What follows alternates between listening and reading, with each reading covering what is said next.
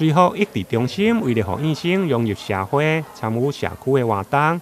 ，24号接受美妆甲美食的业者邀请，体验一天的彩妆师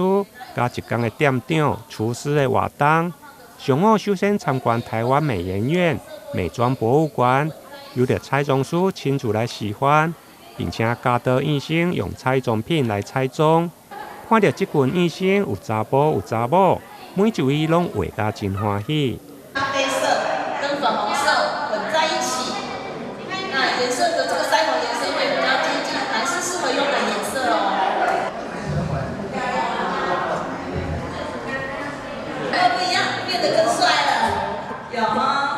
接下还佫换上水的礼服加西装来助秀，让每一位医生感受到自信加快乐。因为我们今天的青年大概30几位，那他们平常其实比较少机会可以来，就是体验自己来化妆，然后通常都是有活动，然后他们才会被人家化妆。那所以这个机会比较少，对他们来说是很兴奋的。我看很多青年就是很开心的在涂涂抹抹，然后他们就是我觉得是丰富了他们的生活，然后吃烧肉也是人人都很喜欢，所以就是大家都很期待可以今天来参与这样的机会。那很感谢这2位公司今天的提供。今天我们的主题就是用美传递爱，所以我们邂逅了2个主题，一个是岛河的美食，所以是以一日厨师。那我们美帅这边是彩妆，彩妆本来就是让大家可以变美或变得更美，所以我们是一日彩妆师。那色彩是不需要任何的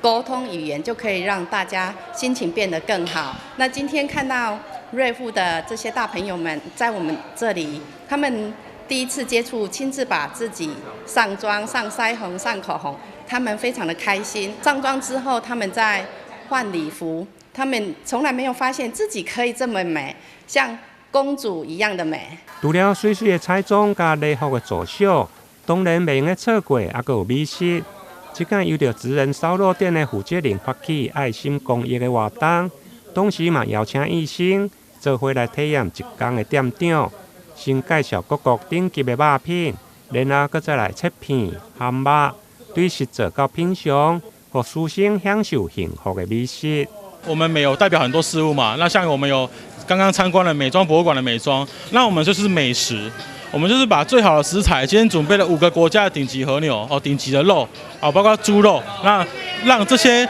瑞富益智中心的小朋友都可以吃到最棒、